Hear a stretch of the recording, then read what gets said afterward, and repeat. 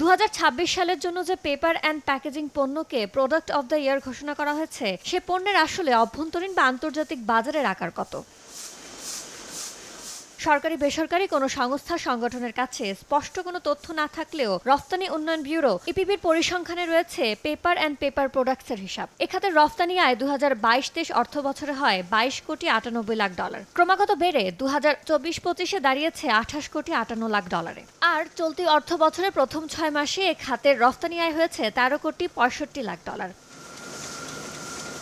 আবার garment accessories ও packaging পণ্যের বিশ্ববাজারের আকার $700 বিলিয়ন বেশি। ব্লুমবার্গের এই তথ্যের বিপরীতে বিজিএপিএম এর দাবি, এ খাতে $1 কোটি প্রত্যক্ষ আর পরোক্ষ মিলিয়ে বাংলাদেশি পণ্যের রফতানি আয় মোটে $7.5 বিলিয়ন কম।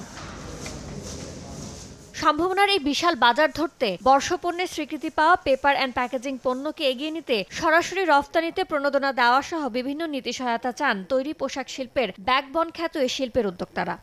আপনাকেই বলছি, ইন্স্যুরেন্স করলে সিটিতে সুরক্ষা পাবেন নিশ্চিত।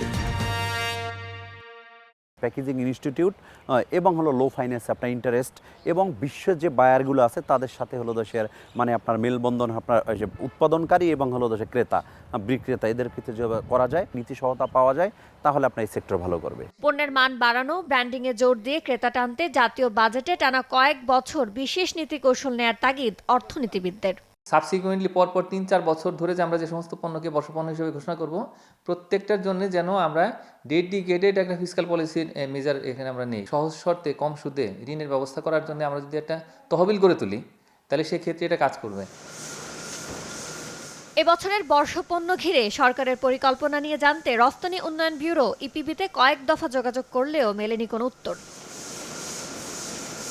উৎপাদন বৃদ্ধি, কর্মসংস্থান সৃষ্টি ও দেশে বিদেশে বাজার সম্প্রসারণে এবছর পেপার ও প্যাকেজিং পণ্যকে বর্ষপণ্য হিসেবে ঘোষণা করা হয়েছে। খাতটি বেশ বড়, কিন্তু ব্যাকওয়ার্ড লিঙ্কেজ হওয়ায় এতদিন নীতি কৌশল সাজানোর সময় কিছুটা পিছিয়ে ছিলেন এ খাতের উদ্যোক্তারা। এবার তাদের এগিয়ে নিতে তৎপর হবে সরকার, যার সুফল পাবে দেশের অর্থনীতি, এমনটাই প্রত্যাশা খাত সংশ্লিষ্টদের।